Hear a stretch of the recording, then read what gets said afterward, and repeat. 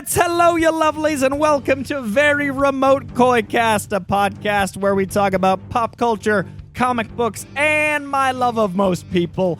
Every week what it's about kind of changes, but you get the gist. I am joined by something that doesn't change except for his location, the ever-lovely, the ever-currently non-sleeved Jake Lloyd Bacon. Oh.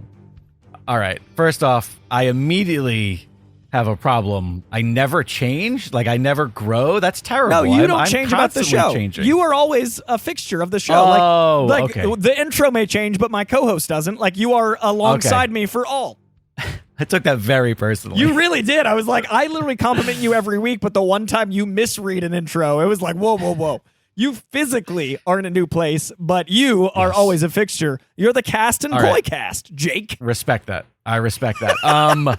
Number 2 on the call sheet. So it hasn't been any time. We had that little like half an episode that we recorded for safety that came out during the last time there was an episode that was supposed to come out 2 weeks ago. And so I was going to start by saying thanks for being patient with us, but we made it. We did it now, against all odds. Whether or not anybody is actually hearing this, that we'll see. We'll see whether we get through this. I am in the middle of Texas. We're visiting Alexandra's father here in when I tell you the place known as Bumblefuck, picture that in your mind and then drive another 2 hours, because that's where we are. We are beyond Bumblefuck. And we have very limited internet. And so Koi and I are on our usual little Zoom call here, but there's probably going to be big delays. We're probably going to struggle because we're probably going to talk over each other because our computer is not letting us know that the other person is actively talking. So just, listen, be patient for the next episode or 2 of the program while we are doing our best. I counted to 6 just now between him saying 2 hours to... And then I counted to 6 before Bumblefuck came through. So that's the dance we're doing. Just I appreciate each and every one of you in advance as we, can't control the internet in Texas. You know what else you can't control in Texas? Everything outside that's trying to kill you. It would be lovely here. The dogs would love all the room that we have, except everything is trying to kill us. Between the snakes and the scorpions and the fucking spiders. It is just one death trap after another, and so we're not spending a lot of time outside. Also, it's 100 degrees, which, having just left the East Coast, I still will not take for granted a dry heat ever again, because I think I am less uncomfortable outside here at 100 degrees than I was on Long Island at 87 degrees. Because there's just no humidity out here, so it's a lot nicer outside. It was that thick, soupy heat. Now, inside is a different story, because it is just like, your air conditioners only work so good when you're in a metal box that's 100 degrees from the outside, Speaking of metal boxes of 100 degrees of pure heat, you have seen Deadpool since we last spoke, correct? I had to, because certain internet personalities kept fucking spoiling things for me, Koi Jandro. I waited 8 days. 8 days. I usually wait 4. Or 5 of those I was driving across the state. I can't help the other. I waited an exceptional amount of time. You're all assholes, every one of you. But yeah, I did see it. And there was exactly one thing I didn't know about. So we'll be talking about Deadpool Wolverine this episode. Things.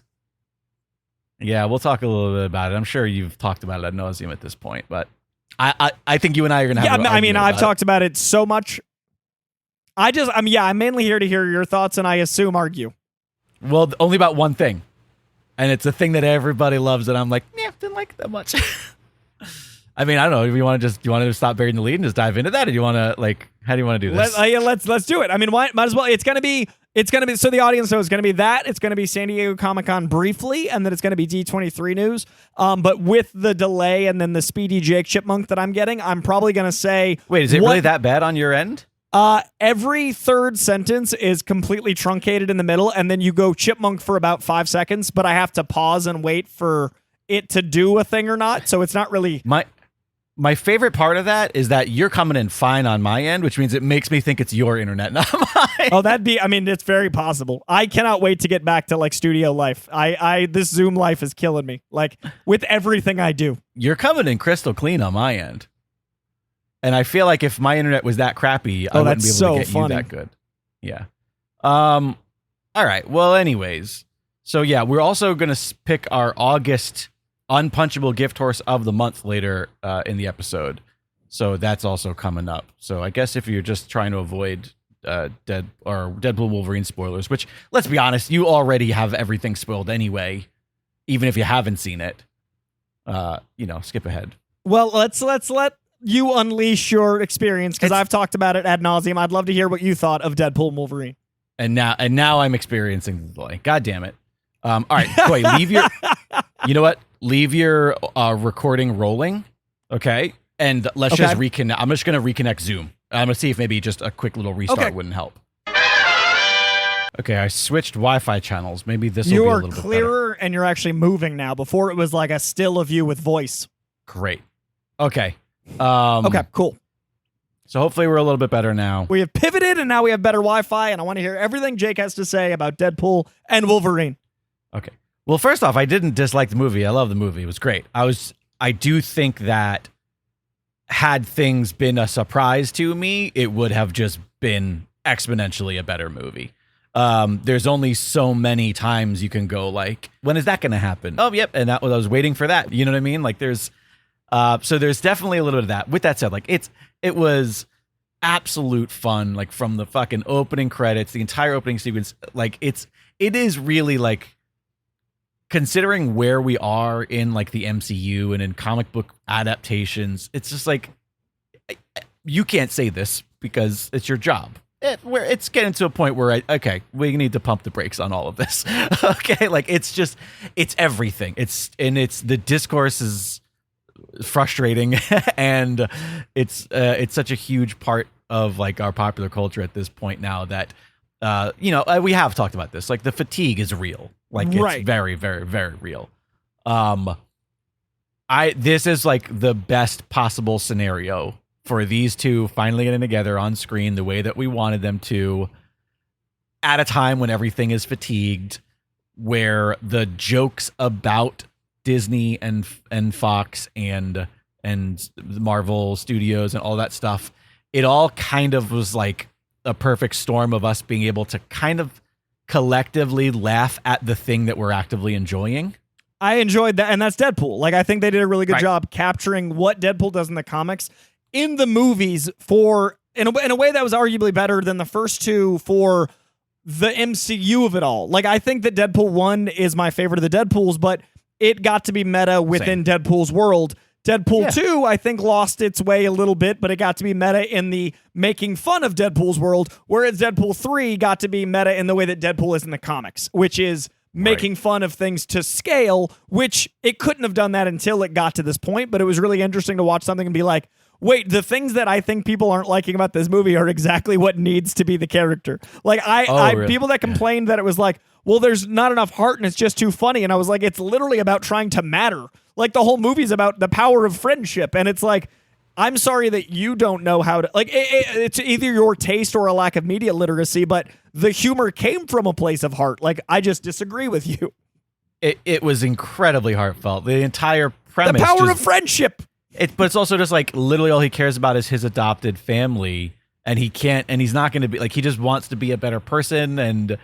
I don't know, I kept saying that, and I kept being like, you're wrong. You're idiots. Yeah, those people are... I don't know what they want. Also, it's fucking Deadpool. That's what I kept saying. Like, what movie did you buy a ticket for? Like, when you said, yes, Deadpool, you are not going to get anything but Deadpool. Like, this movie, the point of Deadpool is the tragic humor. He's comedy and tragedy masks. And, like, I think this accomplished that. Right. Yeah, I mean, honestly, the Chris Evans was really fun.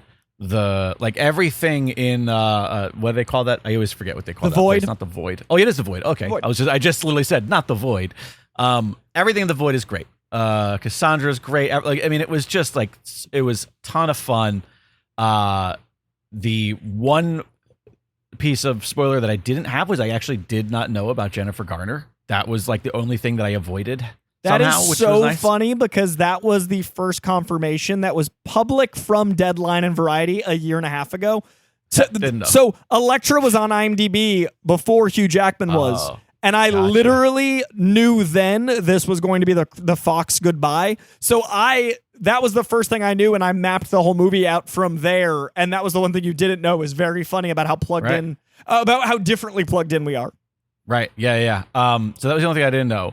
Everything else, all the other cameos and new characters were all mostly spoiled for me. I do think that they wrote themselves into a corner by having Jug's helmet be such a big plot piece because that wasn't Vinnie Jones and it should have been Vinnie Jones. They tried. He said no. I know that, and I'm just like, God, like that was a massive, like, oh, that poor actor, because you can't even be like, I was Juggernaut. Nobody cares. You're not. No, you're. Hey, you know what, guy who played Juggernaut? You are not the Juggernaut, bitch. Okay. He literally, you're the bitch Juggernaut is the problem. But like, they literally said, oh, you're this week's Juggernaut. Like, there's a throwaway line of dialogue. Yeah. I honestly think other X-Men might have been in the supporting cast if they had gotten Vinnie Jones, because if they made that guy an alt, they had to make like Olivia Munn Psylocke and like the Daredevil Bullseye had to be like it. I mean, obviously Colin Farrell wasn't going to come back, but it definitely felt like they had to pivot. Yeah. But so yeah, I'm trying to bury the thing that I know we're going to fight over all the stuff that I loved about it. I loved the Wolverine variant montage is just aces. That is just, I was afraid that's what you were going to say. So far we're good. But I love that. Also, do you remember what I told you what I thought we might see in the movie? And we ended up getting it, but a very small clip, and that was the brown suit. I'm not going to lie. The second I did see the brown suit, I went, that yellow thing is a fucking piece of garbage. His outfit in the whole movie looks dumb as shit, and everybody was right when they were like, we're not putting Wolverine in the comic accurate outfit because the comic accurate outfit was stupid as shit. There it is. I said it. Except when it was in brown. When it was in brown, it was fucking awesome. That looked awesome. That little brown suit is one of the coolest moments in like a comic book movie. Like that really felt like I saw a comic come to life. The brown suit. Like I don't dislike the yellow one as much as you do, but I do think the brown one is. No, I didn't dislike it. Exponentially better. Doing a bit. Yes. No, it is. It was fucking great looking. Yeah, and also like that whole shot with the cover with Hulk like 340, the McFarlane Hulk shot. A lot of really fun little comic book nerd shit in there that I really appreciated. I loved the turning the trope of like, oh, every Marvel movie is just a different version of the hero. And instead of them being like, we're not going to do that, it's like, no, this is literally every different version of the hero. It's literally just every other Deadpool. What were some of the other absolute banger highlights of it? I mean, I don't know. It's just like the cast top to bottom did really good. They knew what they were doing. Hugh Jackman was exceptional in it. The villain was fucking exceptional. I mean, it was just a very well handled thing. And then there was one of my favorite characters of all time, Gambit, who was awful. And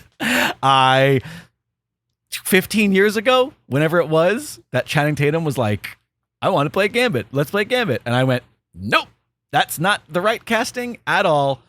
I was confirmed at how bad he was at that. And not because he was bad at the accent, not because he looked bad. The costume was fucking awesome. I loved that we got like a complete comic accurate, big fucking leather collar, the ridiculous shin guards. Like I was all for all of it. All right. I don't know that you're going to understand this because you're him.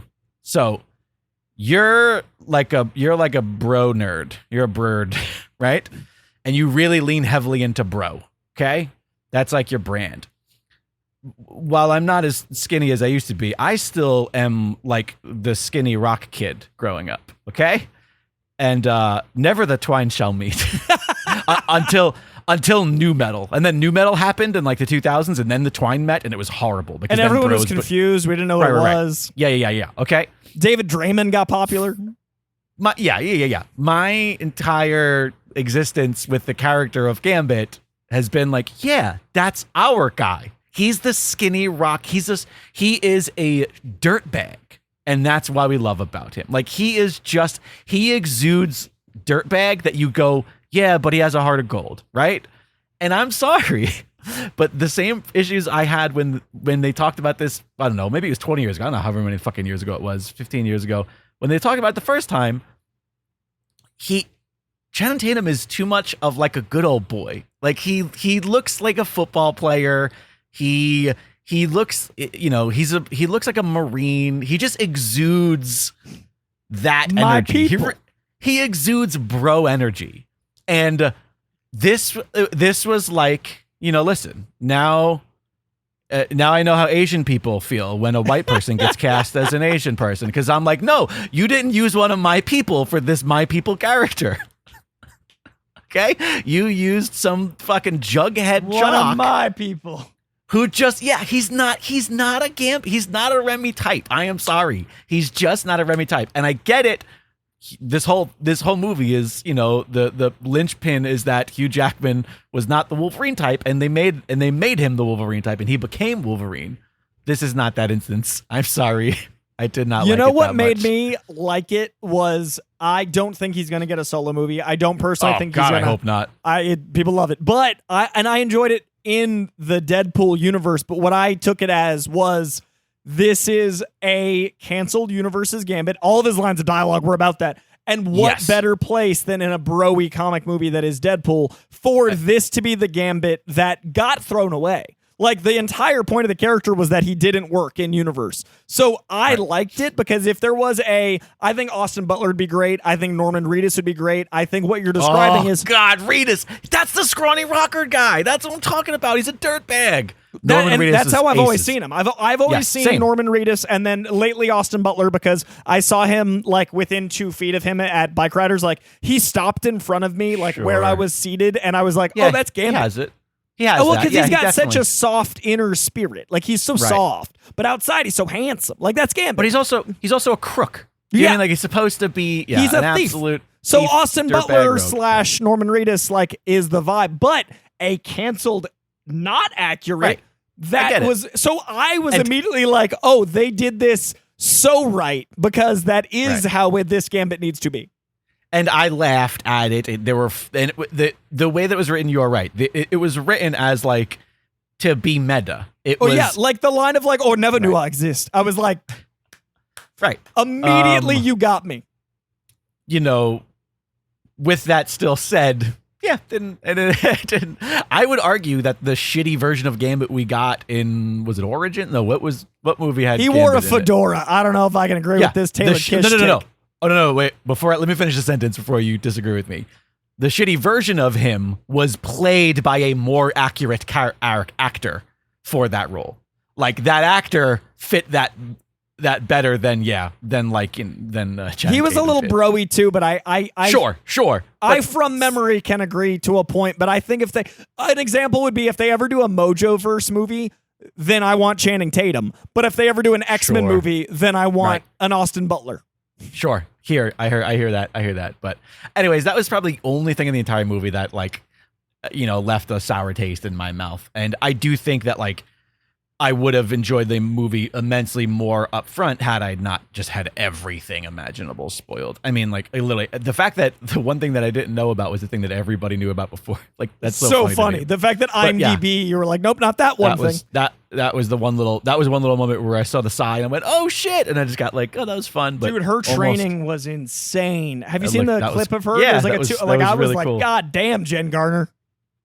Yeah, it was really cool, but yeah, all in all, fun. I look forward to a Blu-ray because I'm sure there's going to be so much fun shit on there. I really want to see the cut Rob McElhenney scene that, I want to see some of the stuff that was left on the cutting room floor. It really was. This is such a tired cliche, and I am almost afraid to say it because it's just so hacky, but it really was a love letter to the genre. But I think it is in a different way. I don't think it's hacky if it's love letters come in different tones. So I think it is a different love letter. And I know it's a cliche, but I think that In the same way that No Way Home was a love letter to Spider-Man mythology, I think this was a love letter to the Fox universe, and it's a different love letter. And I honestly think that it was my review, my first out of the theater view that was literally like 70 seconds was this movie is the most comic book movie I've seen in a long time since the first Spider-Verse.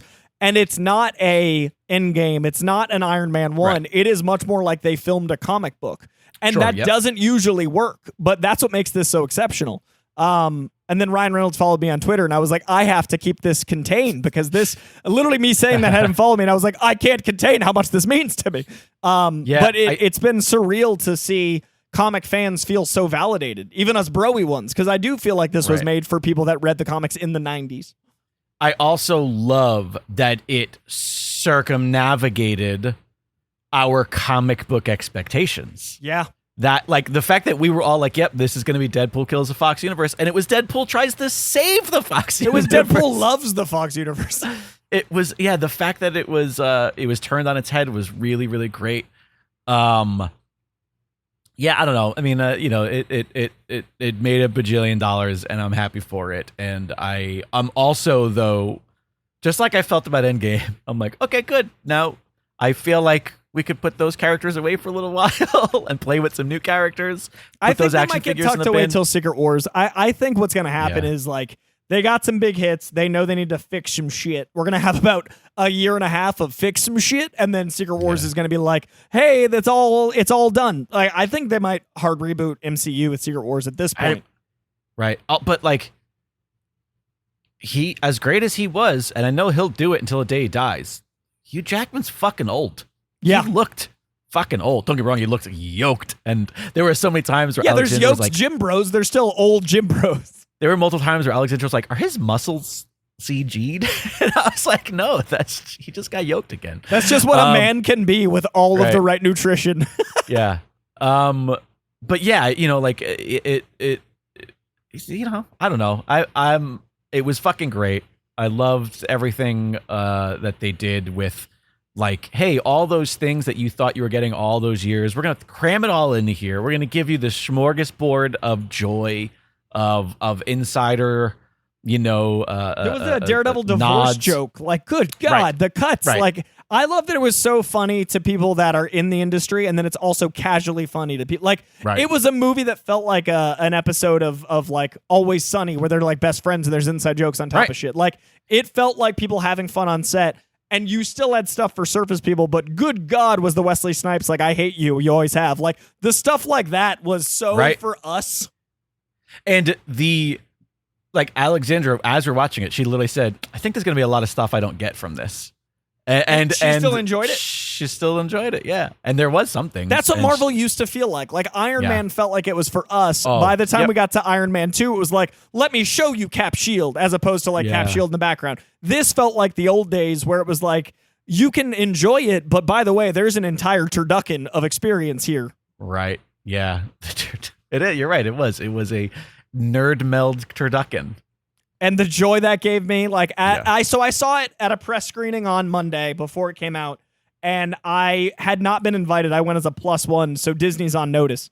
Because I really thought I was going to go into Comic-Con, The Belly of the Beast, having not seen it. And I would have had it spoiled to me in a way that would have been even more aggressive than how you did. It would have been like fans coming up to me like, can you believe? And I'll be like, well, now I can't. Like, I would have had it so aggressively ruined. And I'm so sorry you did, like, even in the way you did, but I was so like, guys, you can't have a Comic-Con without the people that cover this stuff. Like, what are you doing? Right. And then I went as a +1 Monday, but then Thursday, they played the whole movie in Hall H, and I was shocked that they had the entire cast come out, because I was like, you guys know the movie's not out yet. It's Wesley Snipes. Right. Like, it's Wesley Snipes right there. Right, and, I am very curious how we keep any sort of movie with secrets. Like, I don't think we get secrets anymore. Like, this movie showed me, like, they kept it under wraps for 6 months, and then Thursday they were like, cat's out of the bag, and I was like, but it's Thursday.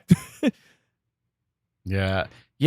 And I saw a lot of people too being like, oh, they're purposely spoiling things because they want everybody to rush to the theater and see it. And I'm like, to front load the weekends. And I'm like, I'm not a big conspiracy theorist when it comes to shit like this. That's kind of a valid thing. I don't think it's entirely a true thing. I think they're being selective with what they're giving, you know? Because also, you're also trying to hook those week 2, week 3 people who were maybe on the fence and weren't going to go anyway, but maybe they're like, oh, I didn't realize Blade was going to be in it. I want to go see fucking Blade, you know, like old man Snipes. I mean, and by the way, you know, that line about the only Blade is great, but also kind of a fuck you to that poor guy who played him on TV for like how many seasons? Sticky Fingers. I don't even remember that show at all. I just as he said Sticky Fingers didn't get his due. I was like, what's Sticky Fingers? That's the actor's name.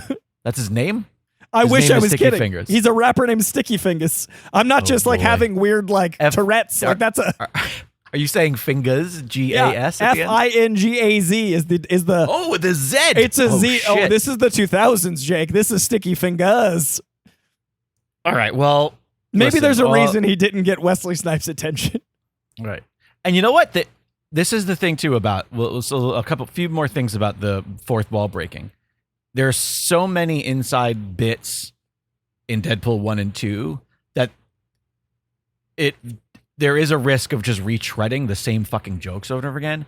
They somehow danced around that fucking minefield doing goddamn, Fred Astaire moves and didn't set off a single mine. I don't know how they did not bother with it's kind of astounding. And then simultaneously, so many things we didn't get. We didn't get him as Hannibal King. Yeah. Or any reference to that at all from my recollection of the movie. I know that the jokes are a mile a minute, but I don't there's so many little things that you're like, God, they didn't even do that. They didn't even do that. So there was still more on the table and how good that writing team was. Yep. It shows you that they really did the best they could to mine what was important and not let the existentialism of the character get too bogged down to the point where the story was no longer important, you know? And the easy jokes, like there were some, but it could have been way more surface. Like I was really impressed. And I honestly, I've seen it 3 times. Great. I already, my parents are coming out here for my engagement party. My dad hasn't seen it yet. So I'm going to see it with my dad, who he and I, when I was 12, went to go see the first X-Men in theaters and then 14 X-Men 2. Like it's so personal to me. And I'm really excited to see it again with my dad, because every time I see it with someone new, it's a different experience. You know, that reminds me, total tangent. I need to know if your dad's watching Time Bandits. We've talked about it on the show previously about how the only reason you knew the movie was because your dad had a poster of it, right? Yes, I need to ask him. I have yet to watch it just because of everything, but everything I hear is that it's outstanding. That it is like everything you want, inspired by Terry Gilliam insanity, but then also that's a hard really, line. really good and really really, really good. And I'm looking forward. I really want to rewatch, or I really want to watch the new Time Bandit series. So I'm curious if your dad watch it. Anyways, well, there you have it. Deadpool Wolverine. Who would have thought they could make a good movie if the two of those guys got together? I mean, what a concept with the Real Steel director. Who knew those 3 could make a near perfect experience? Let me ask you this: do you think they tested the mask without the white eyes first? I think they tested 1,000 masks. I can't even imagine the number of variables they went through to land that, because it is so iconic. I have a theory, though, that because I was not sold on the white, because it's like the Deadpool white eye, you know, and I was like, oh, it felt to me like they were trying to be too matchy-matchy. I have a theory, and that is, think about every single live-action Batman, and then also, for wrestling fans out there, think about the wrestler Kane. Think about luchadors and wrestlers who have masks that have eye holes. Every single one of those costumes requires the painting of your eye sockets, requires makeup around your eyes to blend in. They specifically wanted him to pull up the mask. Yes. They couldn't have him do that and then all of a sudden have him have black eye makeup. So I think they were like, well, fuck, it's got to be. We need eye sockets. We need the little white bubbles. Anyways, I think the expressiveness I think that's definitely a part of it. I think there was probably like 20 reasons, but I hadn't thought of that one because there's that moment in like Batman where he takes his mask off. In the old one, you're like, but now you have the Robert Pattinson answer, which is My Chemical Romance choices. So like, but you got to make choices. And that Hugh Jackman moment when he pulled the mask up, like that's fun. I knew it was coming because the movie had to, but also I'd been so overstimulated that it was still a pop. Like, it was so impressive that, like, I knew it had to happen, but I was so overstimulated. I was like, oh, it's happening. Like, my brain was like, I can't think. You know, we've talked before. God, I wish I could remember what it's called. Where's my buddy Matt when I need him? My D&DW cohort. About how some movies have this. It's a certain type of like philosophy about what makes a perfect ending, and it is like the escalating resolution of multiple stories that all happen in an incredibly rapid space that all one up one another. Yeah. And you think about, and the big reference is always the first Star Wars, like A New Hope.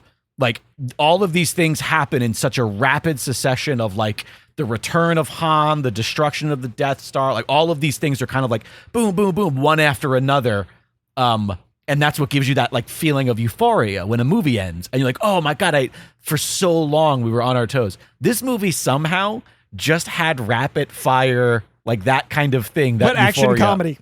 From the beginning, from the opening fucking moments all the way through. It was just like one thing after another, after another, after another. And yet when the resolution came, you were still like, fuck yeah. Well, because the movie gives you, each act has such a giant comic-y moment that would be another movie's third act. Like the first act gives you the X-Men Wolverine montage we never thought we'd see. That'd be most movies' big finale multiverse moment. The second act gives you those people teaming up for the first time in that room and then walking in one at a time. That would be most people's third act. And then the third act gives you them fighting as a team and the side-scroller Deadpool melee. So you're just like yoked with energy by the time you get to that point. It's fucking insane. See, he's such a bro, listeners. He can't even like come up with an analogy or like use a different metaphor. He's like, I was yoked with excitement, bro. That's right, bro.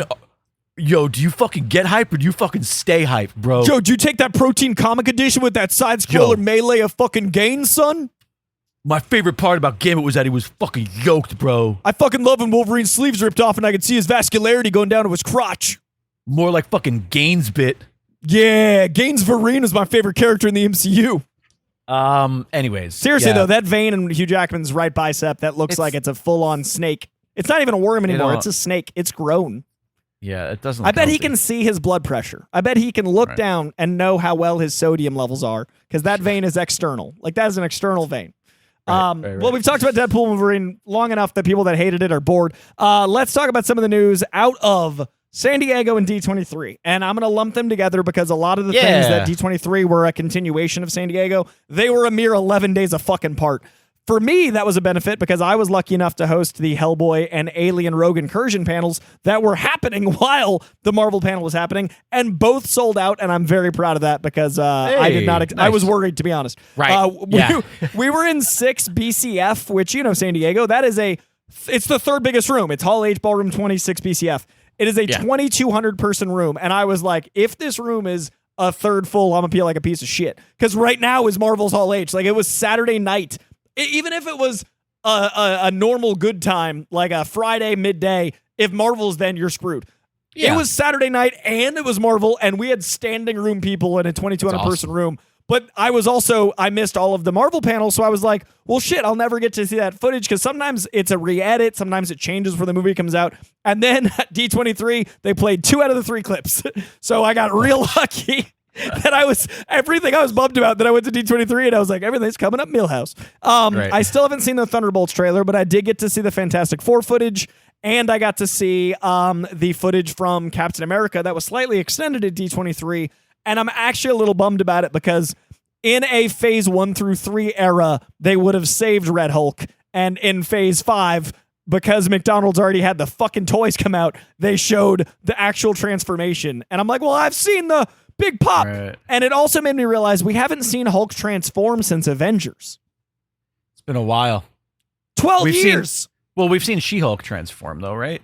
Yeah, but it was a different, it was in Control. We haven't seen Sure. And I was it made me the emotional memory of the rage. I was like, shit, we haven't had Bruce transform because Age of Ultron, it's off screen, and then ever since he's been trapped. So it was a cool moment, but I'm like, God damn, now I've seen that moment. Like, I saw it via trailer. But the announcements I liked. I do not like Doomy Jr., and I want to know your thoughts. Doomy Jr.? Oh, yeah. I saw your Kudos to your fiance in that video where you were doing something and she's like, I want to show you this. And all I could think of in that moment was, oh, don't film his reaction to this. He wants to work for these people. Because by the way, no one's going to listen. I'm the only person in your life who's honest with you, Koi. I just want you to know that. It's because I love you deep down in my heart. You can just say something is shit right when you see it. Because you had a camera in your face and I saw you turn into a fucking politician who was trying to make sure that they don't lose votes. Because you constituents. You laughed and went, oh, great. Oh, okay. I have a lot of feelings about that. And I was like, oh, nice spin, fucking. What's so Senator. funny in that clip? One, my fiance is so amazing that during the panel, she queued it up so I wouldn't hear it. I'd actually get to see it. And that is that's an actual gift. I never heard it. I got to see it. And I put a ring on it for a reason.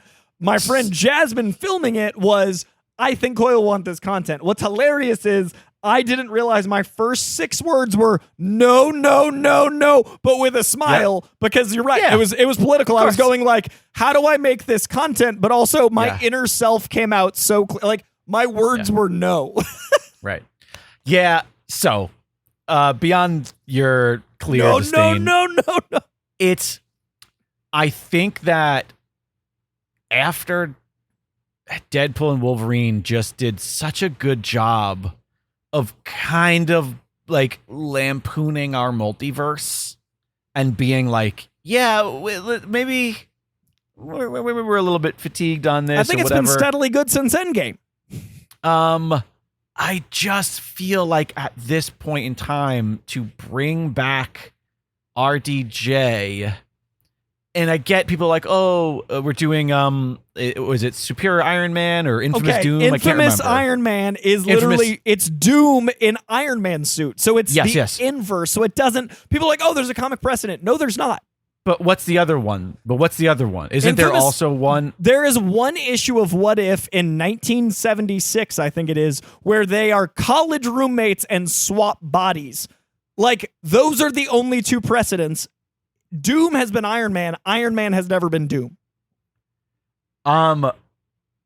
Okay. I probably maybe I picked this up from a video game I played because I could have sworn that there was one thing about a Doom, but maybe you're. I made a video with 5 comics I referenced, and I was like, this doesn't. So I don't know.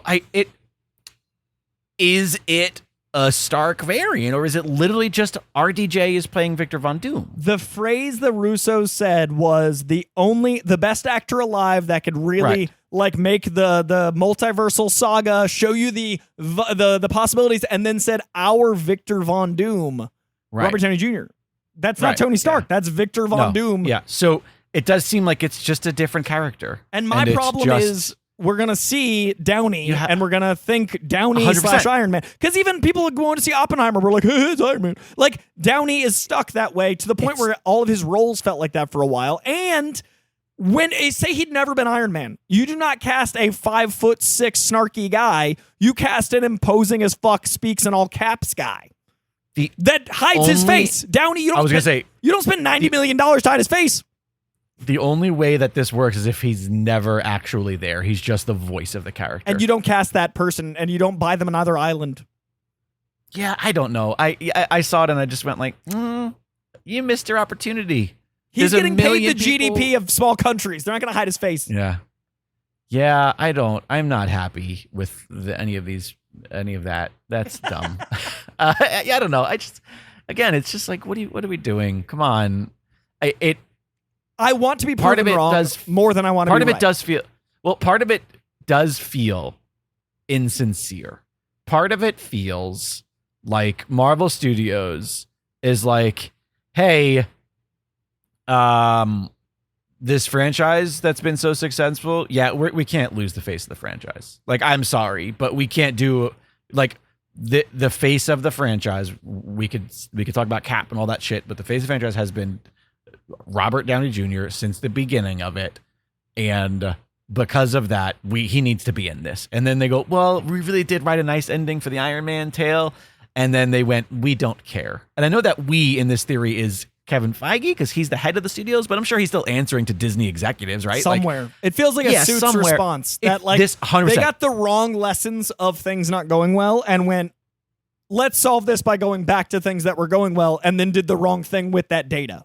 100%. This is like, well, we absolutely need to keep him. Like, he needs to be involved. And it's such a bummer because Fantastic Four looks like such a bold swing, and I think that Deadpool was a bold swing, and I feel like the way they're going with, the next things that have been announced all feel like, hey, we had some rockiness. Even Thunderbolts was in the rocky times, so they did a lot of reshoots. Hey, Cap 4 was in the rocky times. We shot a whole new fucking movie. This feels like we just righted the ship as much as we can. Stay tuned as things develop. Oh wait, we're gonna blow up the ship. Like what a move. Yeah, it seems like what would be the opposite of stunt casting because you're not bringing in a new person. Like it's just, I don't know, it's a bummer. And also, we all love that character so much, and meaning Doom. And this is a fun, exciting time to know that, like, oh, we're going to get somebody to play this. Think about how every one of these big roles that gets cast, despite where it landed, when Jonathan Majors was announced, we were all like, that's fucking awesome. When, the Fantastic Four cast, just right now, we're just like, this is cool. Like, we love these characters, and now we know there's people that are going to embody them. And now we're not talking about Doom. We're talking about why it's not right. Like, we're talking about the conversation. Iron Man. Well, we're talking about Iron Man. Exactly. We're talking about, and it was the number, within 24 hours, it was the number 15 video in the history of Instagram. That's the problem. That it literally broke Instagram within 24 hours, and it doesn't matter that it's wrong because it's going to make so much money. And you know what I mean? And the problem is, if there was a moment in Fantastic Four, a post-credit scene where Doom gets unmasked and then it's Downey, that would have been fucking insane. But it wouldn't have been. It wouldn't have been the number 15 video on Instagram, and that's what they're focused on because it's such a major business. Yeah. So yeah. What were some of the other things that we got? Yeah. Well, wait. What?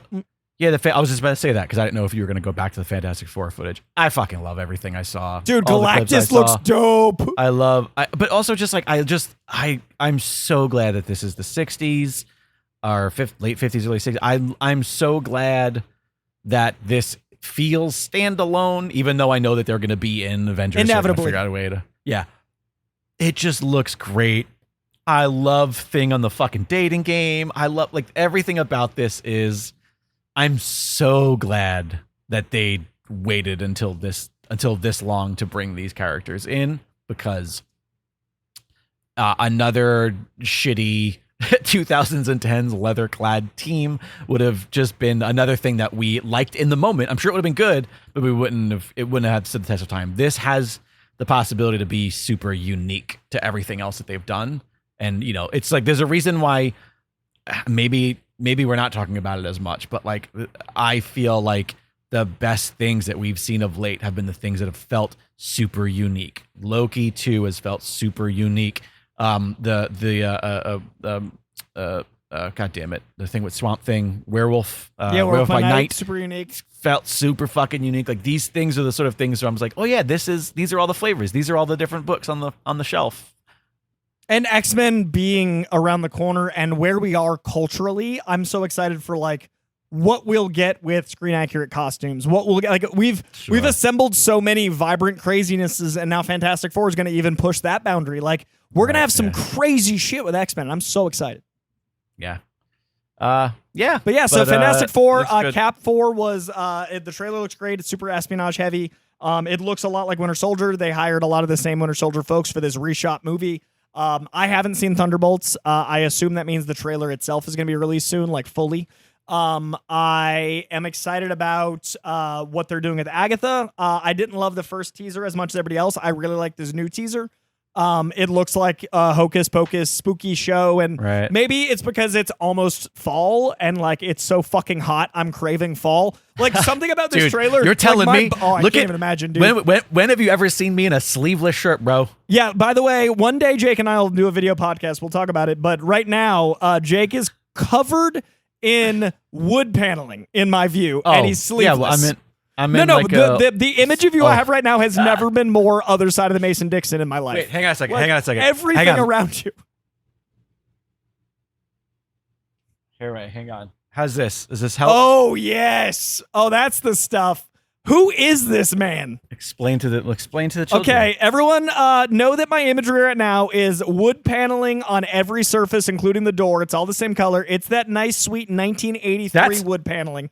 That's a refrigerator. That's a Oh refrigerator. my God. Okay, I thought that was the front door. I thought it was a perception thing. The door is over there. Okay. See? There's the so door. do you see how in my view that's a faraway door? That's a fridge. Sure. Yeah, the fridge wood has paneling panel. everywhere. And then there is a brown leather couch, the same color as the wood paneling. Jake is now sleeveless, wearing a baseball cap, and so I'd like you to meet Jed Lloyd hat. Bacon. A trucker hat. Trucker hat. It's mesh. That's why I grabbed this one. Dude, Jed Lloyd Bacon doing the work. He is really putting it in. This is Texas, goddammit. Don't you forget it. That's why we put Texas flags out in front of everybody's house, so you don't forget it, and don't you fucking forget it. It's not a small state, but in case you get lost, you'll know where you are. Yeah, it's a site. So that is what this recording is from. But your point being, yes, we're all desperate for fall because it's too hot. And Agatha looks fall as fuck. Like Agatha, that new trailer has me. I can't wait till weekly have a little taste of spooky with Disney flavor. I'm worried. I'm a little worried about all the reshoots and rewrites because that's never a good sign. I think it was going to be really Kang heavy. That's my theory.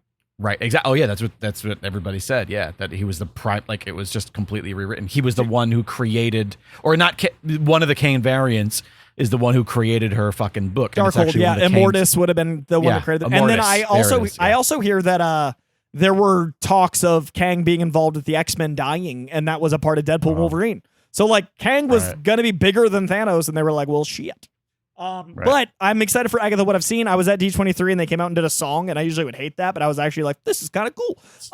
And then we also got Ironheart footage. I have been excited for Ironheart for years. I know the internet gets mad that I'm excited, but they've all chosen to hate it before they've seen it. I'm excited for it. I like the character. I like Dominique Thorne. I didn't love the way the character was used in Wakanda Forever, but I understood why it had to be that way.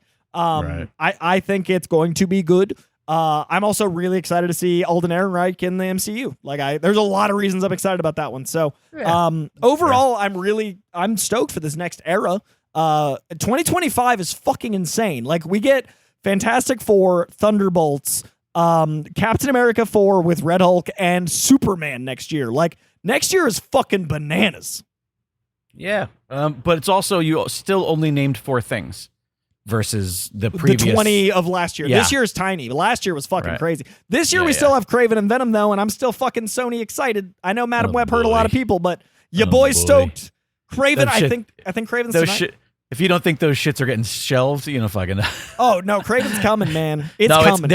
They're gonna get 20 minutes in that movie and go, you know what? Never mind. Turn it off the projector. Let's shelve this for tax purposes. They didn't see the whole thing. We can still write this off on the day at the premiere. No. If we made it through the Madam Web premiere, we're making it through Kraven and Venom. So those things are coming. And then next year is stacked. I think there's probably 2 or 3 shows next year. But I don't have them in front of me. Oh yeah, the Coogler. The Coogler Black Eyes of Panther Wakanda, show called Eyes of Wakanda. Yeah, and he's producing Ironheart. So there's a lot of that world. And then the Spider-Man animated show is next year, I believe. X-Men 97 season 2 is next year. So we're back to like fucking pace next year, and I think it's going to be good shit. Yeah. Well, I am excited about your excitement. That's all I can ask. I will stay optimistic until this town finally breaks me. I'm still feeling the fatigue of it all, but it doesn't mean that's like I don't. Nothing that I've seen trailer wise has had me any interest other than Fantastic Four. I'm excited for that.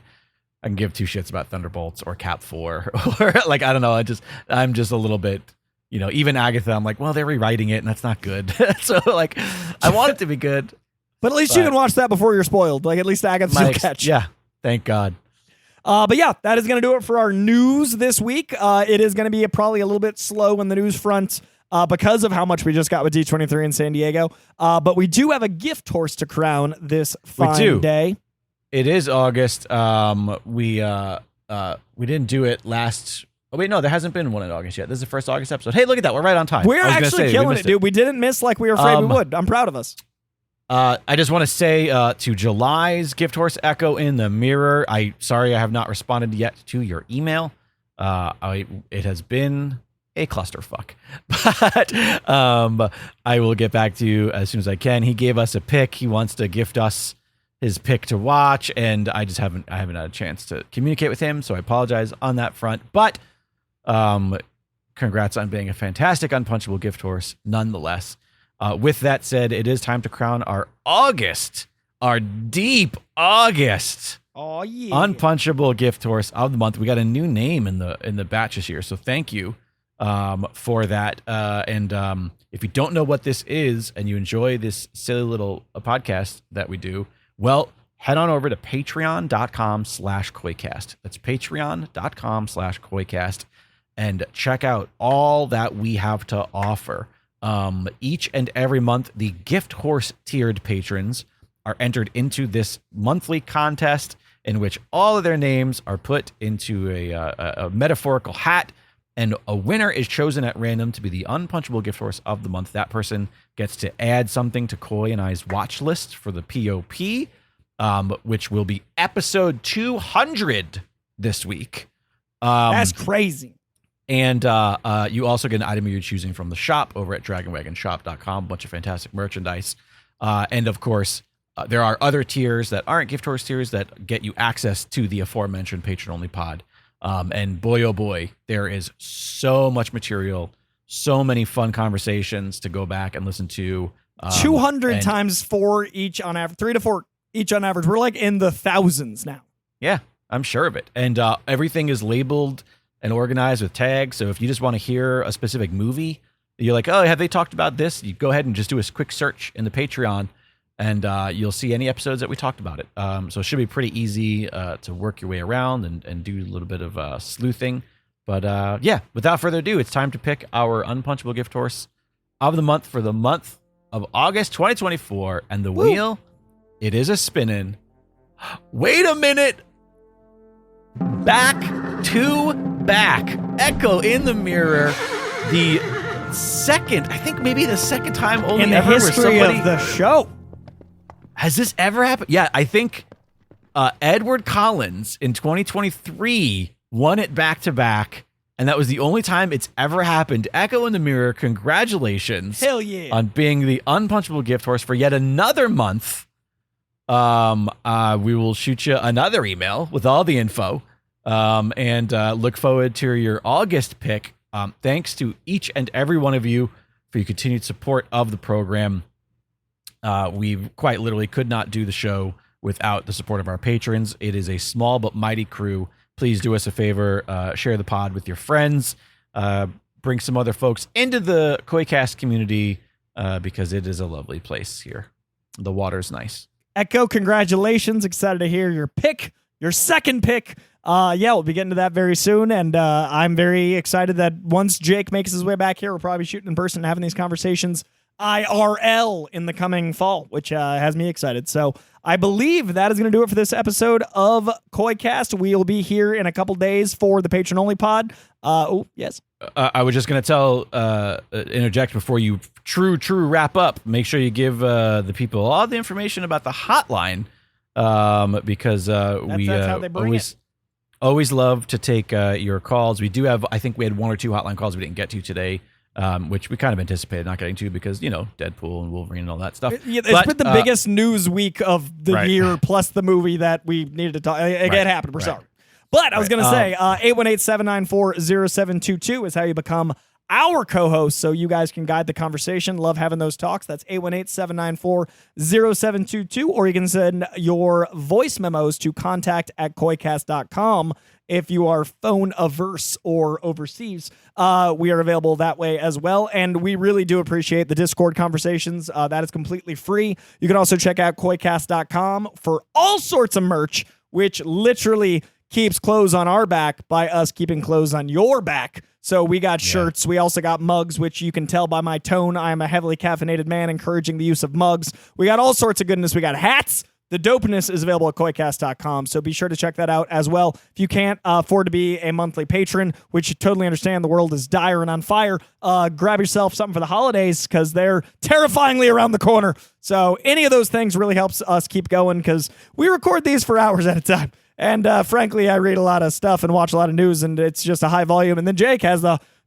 treachery of the post-production of dealing with my ass. So every dollar helps for every minute of duress.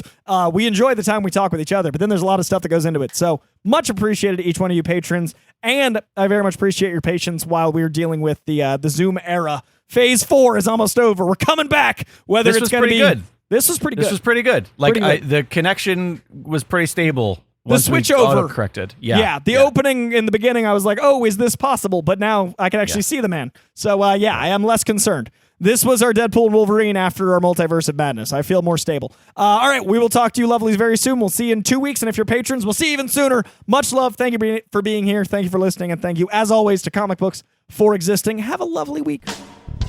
If you're enjoying this podcast or any podcasts on the Dragon Wagon Radio Network, be sure to check out the Dragon Wagon shop. You can tout your podcast pride while supporting your favorite indie podcast network. Make sure to check it often for new items and limited time designs. So shop now at dragonwagonshop.com. Get your dragon swag on.